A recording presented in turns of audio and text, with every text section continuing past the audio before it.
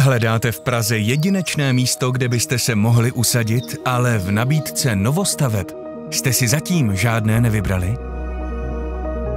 Chcete bydlet v klidné, ale atraktivní čtvrti, která není na okraji metropole a má výjimečnou atmosféru?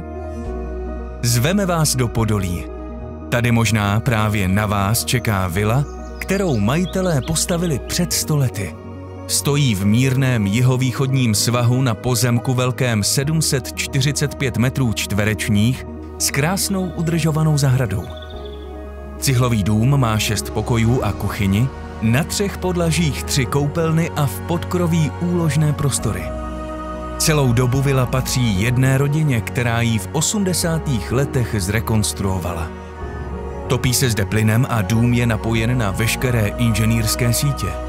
Díky zachovalým detailům, výzdobě a architektonickým prvkům má vila dodnes své kouzlo, které ocenily i nejrůznější osobnosti české kultury, které vilu ve všech obdobích navštěvovaly. Na zahradě najdete několik malebných zákoutí, stinná místa i příjemné soukromí uprostřed velkoměsta. Je jen na vás, jestli budete chtít této tradiční podolské vile ze 30. let vrátit její původní krásu a dům renovovat, nebo jej zmodernizujete, přestavíte nebo rozšíříte. Vila není památkově chráněná, takže ji můžete také nahradit novostavbou. Co zde přetrvá, je klidné prostředí atraktivní vilové čtvrti, soukromí díky vzrostlým stromům a kompletní občanské zázemí v okolí.